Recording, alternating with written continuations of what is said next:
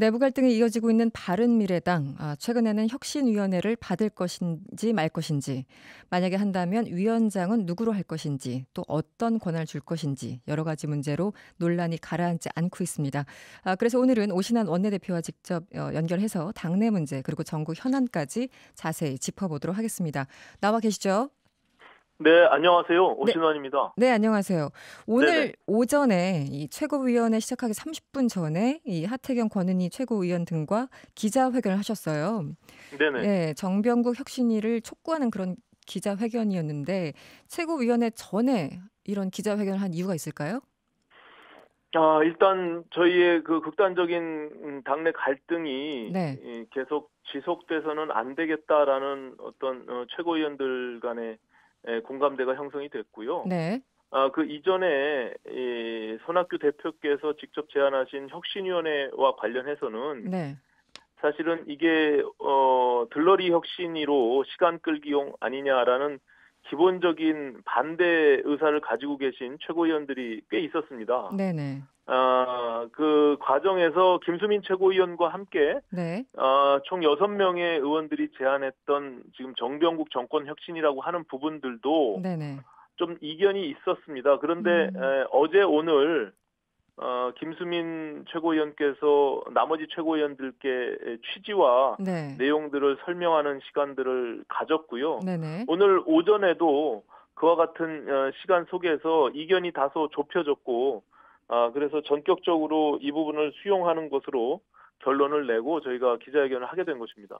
김수민 의원이 설명 혹은 설득을 했다라는 다른 최고위원들은 아침에 그 기자회견을 하신 하태경 권은희 이준석 최고위원 말고 다른 분들 다 포함해서 말씀하시는 건가요?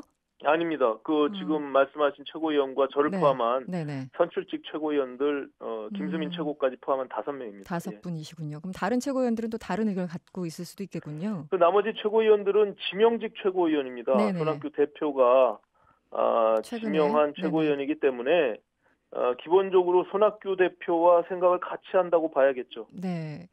보도에 따라서 약간 그 내용들이 다른 부분이 있어서요. 일단 네. 지금 오신환 원내대표께서 주장하시는 이 정병국 혁신위원회는 기본적으로 손학규 대표 퇴진을 전제로 한 겁니까? 저희가 그 혁신위와 관련해서는 어떤 전제 조건을 달지 않았습니다. 다만 네. 우리 당이 향후 이제 총선을 치르는 과정 속에서 당의 비전과 혁신안들을 만드는 데 있어서 네. 어떤 제한을 두거나 음. 아니면 어떤 것을 전제하는 것이 없이 전권을 부여하는 그런 혁신이기 때문에 네.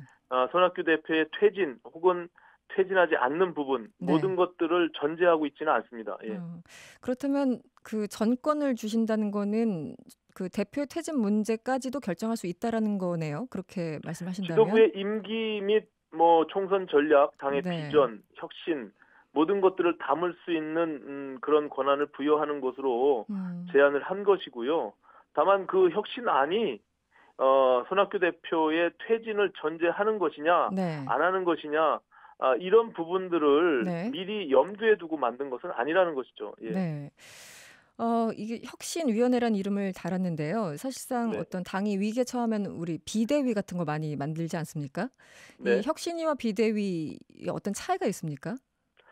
일단은 혁신위원회라는 것은 당의 방향이나 지금 당의 총선 전략, 네네. 비전 그리고 이런 부분들에 대해서 내용들을 준비하는 그런 네. 위원회가 될 것이고요. 네. 비대위는 기본적으로 당원 당규상에 네. 당대표 권리나 아니면 최고위원회가 그 기능을 상실했을 때 네. 최고 의사결정 기구로서 최고위원회를 대신하는 그런 비상대책위원회 기구를 네네. 명칭하고 있습니다. 그렇기 네네. 때문에 성격이 전혀 다른 것이죠. 음. 손학규 대표는 지금 결과적으로 정병국 의원도 받아들일 수 없다는 입장이잖아요. 네. 네. 손학규 대표가 오늘 그 회의 이후에 기자들과 만나서 정치 공세다. 그러면서 혁신위원장의 조건은 공정성, 독립성, 중립성이다. 이런 얘기를 했는데요. 어떻게 보십니까? 저는 손 대표께서 지금 선출직 5명의 최고위원들이 네. 정병국 혁신위를 전격적으로 수용한 부분들에 대해서 네. 그 진정성을 좀 바라봐줬으면 좋겠다 이렇게 생각합니다. 이것이 음. 당이 무한대로 지금 극단적인 갈등으로 가는 것을 우려하고 네네. 이것을 정상적으로 수습하고자 하는 의지를 담고 있는 것이지 네네. 이것을 왜 정치 공세로 보는 것인지 음. 저는 좀 안타깝고요. 네네. 지금까지의 갈등이 극단적으로 됐지만 네네. 저는 손 대표께서 당의 어, 대표로서 네네. 기본적으로 정치의 책임이라는 측면에서 보면 음. 분명한 책임이 있지 않겠습니까? 이렇게 갈등이 극단적으로 가서 당이 파열음이 내게 된 뭐 최종적인 책임은 네. 어쨌든 대표께 있는 거 아니겠습니까? 음. 그런 측면에서는 네네. 우리 공이 누가 잘못을 탓하기 이전에 네네. 앞으로 이런 식으로 계속 몇 개월간 당이 지속되면 네네. 이것은 당이 죽는 길로 가는 것이다라는 절박한 마음 속에서 음. 다른 최고위원들도 혁신위에 대해서 부정적인 의견이 있었음에도 네네. 그것을 설득해서 오늘 수용 발표한 게 맞거든요. 그렇기 네. 때문에 그런 점에 대해서 좀 바라봐줬으면 좋겠다 이렇게 생각하고 있습니다. 이 손학규 대표의 발언 수위가 높아지는 이유 중에 하나가 사실은 이 표피적으로 드러나는 여러 가지 사건 사고들을 제외하고요. 차치하고 보면 네, 기본적으로 바른정당과 그 바른정당 출신 의원들과 일부 안철수계 의원들이라고 불리는 의원들이 한 축으로 있고 소위 손학규 대표를 위시한 당권파라는 분들이 한 축으로 있어서 사실은 네, 근본적으로 서로를 좀 의심하고 있어서 이 문제가 풀리지 않는 거 아닌가요? 나중에 이제 네, 총선을 네, 앞두고 예, 네. 어떻게 그렇습니다. 예, 보십니까? 소위 이제 저희 당이 이렇게 분열로 가게 된 근본적인 원인은 네. 말씀하신 대로 바라보는 시각이 좀 다른 것이죠. 그러니까 네. 소위 당권파라고 하는 그리고 호남 중심의 호남파라고 하는 네네. 그 분들은 제3지역에서 민평당과의 통합을 음. 염두에 두고 그런 언급들을 자주 해왔습니다. 그래서 네. 그런 것에 대해서 전국 정당을 기본적으로 전제해서 당의 통합을 이뤄냈고 창당 정신과 맞지 않는 그런 방향에 대해서 동의할 수 없다는 것이 네. 기본적으로 소위 안유 연대라고 하는 네네. 그 의원들의 네. 생각이고요. 안철수 유승민 연대. 예, 네네. 예. 그리고 한편에서는 지금 당권파는 네. 소위 뭐 근거 없이 네. 한국당의 당권을 갖고는 한국당의 당을 팔아먹으려고 하는 거 아니냐라는 네. 뭐 잘못된 의심들을 서로 하고 있는 것이죠. 아, 그래서 잘못된 아, 의심은 확실한 거고요. 네, 양쪽에 저는 그런 부분들을 네. 저도 물론 노력해야겠지만 손학규 대표께서도 그런 의심을 풀고 우리가 음. 자강하고 혁신하고 화합해서 네. 우리 당이 스스로 내년 총선을 치러 나갈 수 있도록 하기 위한 네. 결의를 지난 의총에서 한 바가 있습니다. 그래서 네. 이제 서로를 좀 바라보고 음. 내부에서 당을 정리해 나가야 되는 것이 아닌가 네. 그런 생각을 갖고 있습니다. 사실 제3자 입장에서 봤을 적에는 양측 간에 서로 기본적인 신뢰관계가 없기 때문에 과연 문제가 풀릴까 아주 근본적으로 회의가 드는 것도 사실이거든요. 어떻게 뭐 보세요? 그렇게 볼 수도 있는데요. 뭐 정치는 가능성의 예술을 담고 있습니다. 이게 네. 뭐 극단적으로 지난 의총에서도 당이 마지막 의총이 아니냐라고 여러 언론인들이 지적했지만 네. 그날 김관영 원내대표의 정책 결단으로 인해서 또 새로운 국면을 맞이했고요. 네. 그렇기 때문에 뭐 금방 당이 깨질 것 같이 보이지만 음. 뭐 물밑에서는 손학규 대표님과도 계속 논의를 하고 있고요. 또 네. 다양한 방면으로 당내 구성원들의 의견들을 수렴해 가고 있는 그런 과정에 있습니다. 예. 약간 구문이긴 합니다만 지난 4월 이 보궐선거 패배 이후에 이제 손 대표가 이런 얘기를 했잖아요. 추석 전까지 기다려달라. 당 네. 지지율 10%가 안 되면 대표직에서 알아서 사퇴하겠다. 이렇게 말씀을 하셨는데 네. 그때까지는 너무 멉니까? 저희는 지금 굉장히 중요한 시기라고 보고 있는 것이죠. 그리고 네. 손학규 대표께서 지난 9개월간 당의 방향과 미래 비전에 대해서 리더십이 좀 부족했다라고 보는 것입니다. 그래서 새로운 네네. 리더십을 요구하는 여러 의원님들의 생각이 있었고요. 네. 그것은 당의 혁신과 변화 속에서 네. 당의 새로운 체제를 만들어 가자. 그래야 음. 우리가 남은 올해 년도에 6개월간 네. 당을 총선 전략과 새로운 비전들을 만들어 나가고 네. 지난 창당했을 때 우리가 국민들께 보이고자 했던 그런 창당 정신들을 구현해낼 수 있지 않겠느냐. 뭐 음. 이런 생각들을 갖고 네네. 그런 논의를 해온 것입니다. 네. 지금 오신환 원내대표와 이야기 나누고 있는데요. 이 전국 현안들 문제를 좀 짚어봐야 될 것 같아요. 네, 사실 패스트트랙 이후에 국회가 완전히 마비가 됐습니다. 네네. 지금 해법이 있습니까? 저는 뭐 다소 지금과 같은 저희가 국회 선진화법이 생긴 이후에 네네.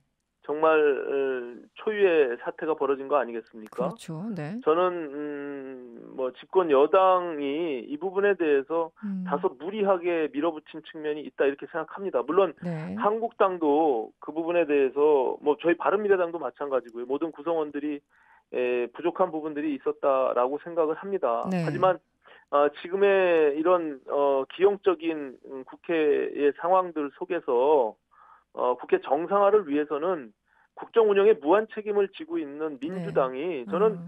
그 책임을 좀 다할 필요가 있다 이렇게 생각하는 것입니다. 네.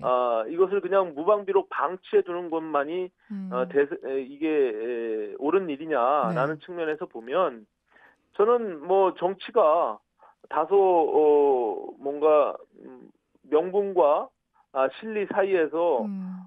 선택하는 것도 필요하겠지만 네. 민주당의 입장에서 한국당이 들어올 수 있는 기본적인 명분을 선 내미는 것이 과연 네네. 그것이 크게 문제가 되는 것인가 저는 이렇게 생각하고요. 네네. 만약 그렇다면 저는 한국당이 더 음. 이상의 다른 여러 가지 옵션들을 제시하지 말고 네. 즉각적으로 국회에 들어와서 우리가 논의를 시작해야 된다라는 생각을 갖고 있습니다. 지금 얼마나 많은 현안들이 산적해 있습니까? 법률도 네, 그렇고. 의원님 예, 한번 질문을 해볼게요. 원래 원내대표가 새로 선출이 되면 네. 국면 전환이 일어나서 뭔가 조금 변화가 일어나지 않습니까? 그런데 이번 국회는 또 아닌 것 같고요. 기본적으로 네. 이인영 민주당 원내대표가 너무 강경하다고 보십니까? 저는 뭐 처음에 저희가 뭐 맥주 회동할 때만 네네. 해도 저는 가능성이 있고 분위기가 굉장히 좋았는데요. 음, 그 이후에 한 일주일 동안 네네. 양쪽에 너무 거칠고 막말 수준의 공격들로 인해서 네. 굉장히 감정들이 지금 닫혀 있는 상태에 있습니다. 아, 그래서 네네. 이런 부분들이 지금 뭐 굉장히 간극이 굉장히 넓은 상태에 있고요. 네. 다만 저는 이것이 어쨌든 우리가 한 개인 개인의 원내대표들 간의 개인적인 감정의 문제가 아니라 네. 국민들이 국회를 어떻게 바라보고 있느냐, 그리고 음, 우리가 지금 국회 정상화가 얼마나 절박한 상황이냐, 네. 이런 측면에서 좀 접근할 필요가 있다라고 보고요. 네네. 다소 감정적으로 오해가 있는 부분들은 네. 모두가 좀 서로 오해를 풀어나갈 수 있는 네. 그런 시간을 갖기 위해서라도 자주 소통하고 만나야 되는데 네네. 저는 그 부분이 지금 아쉽다. 단절되어 있는 것이 너무 음. 안타깝습니다. 예. 네. 마지막 질문 좀 드려야 될 것 같은데요. 청와대 인사가 어제 있었습니다. 그런데 차관급 인사에 대해서 그 오신환 대표께서 "조국 사랑 인사다." 이렇게 얘기하셨어요. 무슨 네. 뜻인가요?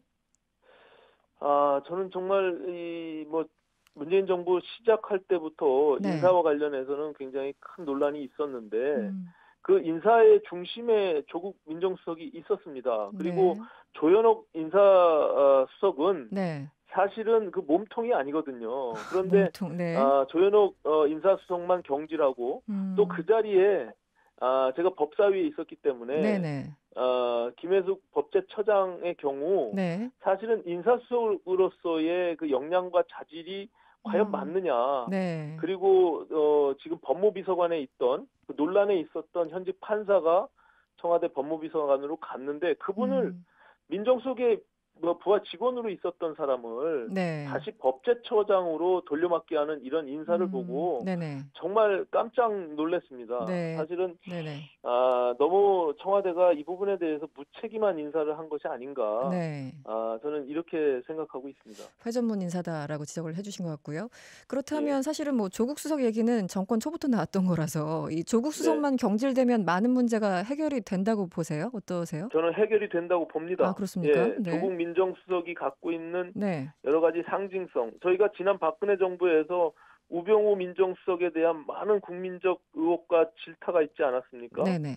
저는 조국 민정수석이 갖고 있는 네. 청와대 내의 권력 그 음. 속에서 일어나고 있는 굉장히 국정을 오히려 풀어내지 못하고 있는 부분들이 분명히 네. 있고요. 알겠습니다. 그리고 조국 민정수석께서는 네. 대통령의 비서실 직원으로서 할 수 있는 역할에 좀 집중하는 것이 맞지 네네. 본인의 권한과 역량을 뛰어넘어서 네네. 모든 것을 국정 운영에 감나라 배나라 하면서 참견하면 오히려 네네네. 그것이 알겠습니다. 국회를 네네. 오히려 파국으로 몰고 가는 길인 것을 네. 본인이 좀 직시할 필요가 있다 이렇게 생각합니다. 네. 오늘 말씀 고맙습니다. 네네, 고맙습니다. 네. 지금까지 오신환 바른미래당 원내대표였습니다. 여러분의 퇴근길을 꽉 채워드립니다. 평일 저녁 6시 5분 이승원의 세계는 그리고 우리는